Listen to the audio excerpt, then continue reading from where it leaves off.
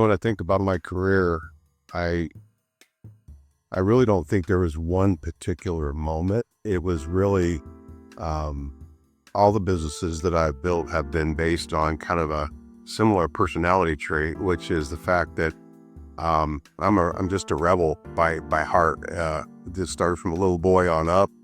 When I see injustice, when I see things that um, rules that are bad and or status quo that needs to be changed, I just dive into action. It's just who I am as a person. And ironically, the family business had always been healthcare. And the fact that I went into healthcare, I would never have known going in, but certainly understand now that there's so much opportunity for that kind of personality to create change. It's something that, as I looked at healthcare, was the perfect blending of my background. It had given me the ability to do both, be a change maker as well as transform healthcare systems that were poor performing.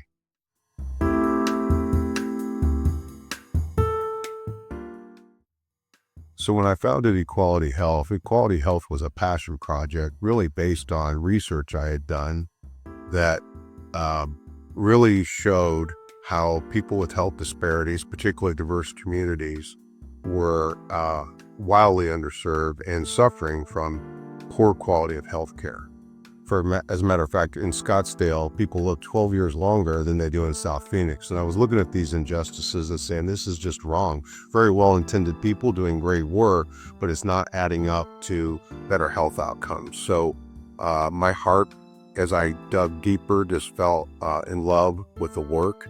And from there, I was able to just use that energy to create change, and I'm still doing it today.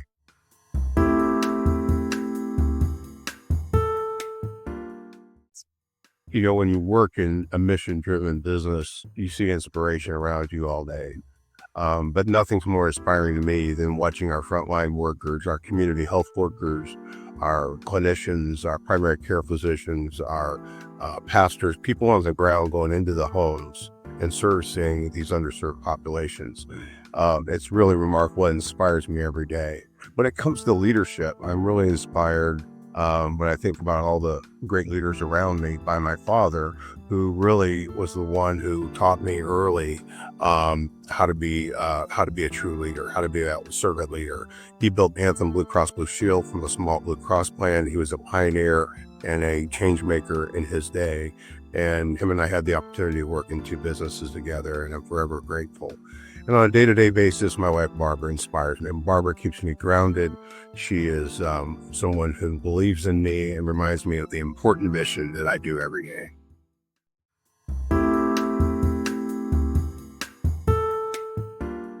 The reason I started this business is I believe that healthcare at its core is a human right. We are the wealthiest country, and we have some of the poorest health outcomes. We are in tremendous need of transformation, and none worse than in low-income, diverse communities. These are the strength of our future. We do not invest enough in them. I always like to say that the amount of money you make should not dictate the quality of your health care, but often it does in this country. And so I started the business based on that premise, and it's a fight that I fight every day. And it's a fight that will have to continue to be fought for a very long time.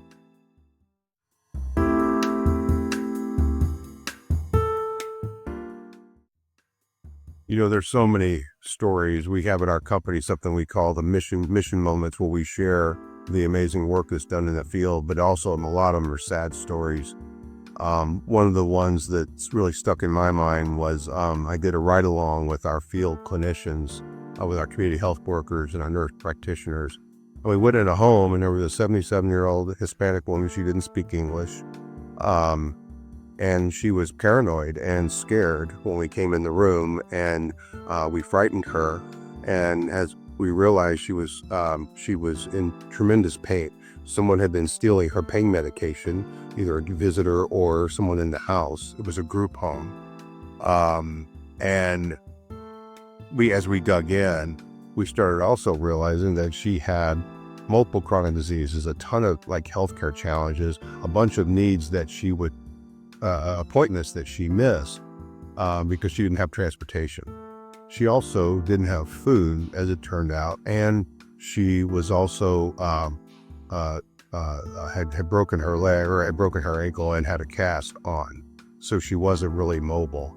And I was thinking to myself, this is someone with these kind of tremendous needs. What if we hadn't have shown up?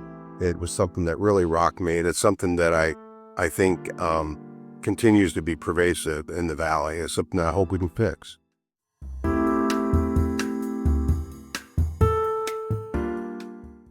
One of the most challenging things about leadership is, after years of doing this, is that when you build a company, a lot of times it's like a child. You start in the adolescent age and you work your way all the way up to a mature adult, and they have different phases as the business grows. And as that happens, there's different teams you work with along the way. They just happen to change out, and it's one of the hardest things because you become like family as you build these capabilities, and you build this company together, and then you have to part ways at different times. And that, to me, is the hardest part. Is my heart always hurts in those situations, but I also have to pull myself big to a mission that's super important.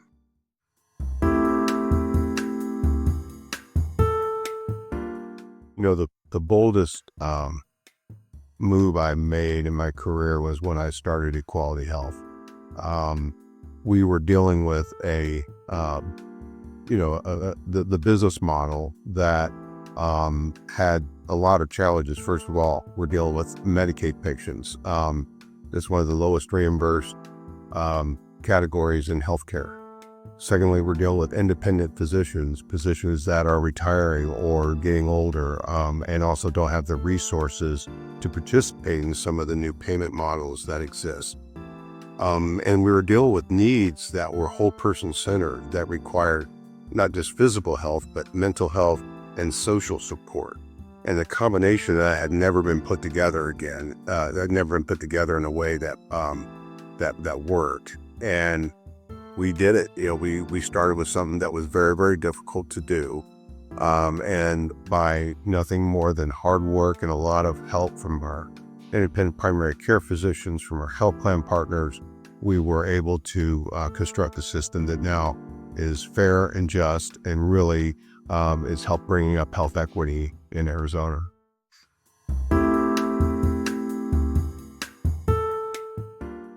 It's funny how I want to be remembered is something you start thinking about when you get my age. And probably the most important thing to me is to be thought of as a humanitarian. It doesn't matter what race, creed, religion, sexual orientation you are. Everybody deserves to be treated fair and with respect, and that includes their health care. And I hope I've done my part to make that a better thing.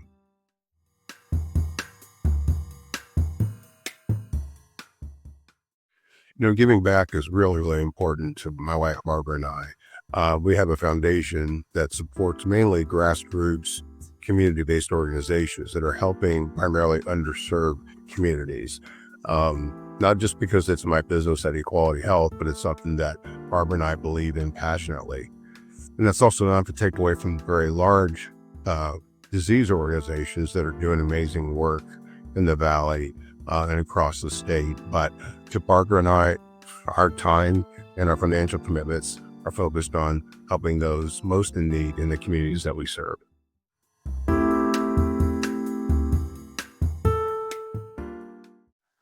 The message I'd like to leave behind for future generations is, it's often quoted, but I think it's one of the most important quotes to me anyways, is Mahatma Gandhi's, be the change you want to see in the world. When you think about that saying, it's a call to action. Be the change you want to see. And whether that's a small thing or a very large thing, waking up every day and trying to go about your day with a sense of purpose is, to me, one of the most rewarding things when I look back on my career in my life. And I hope that for future generations as well.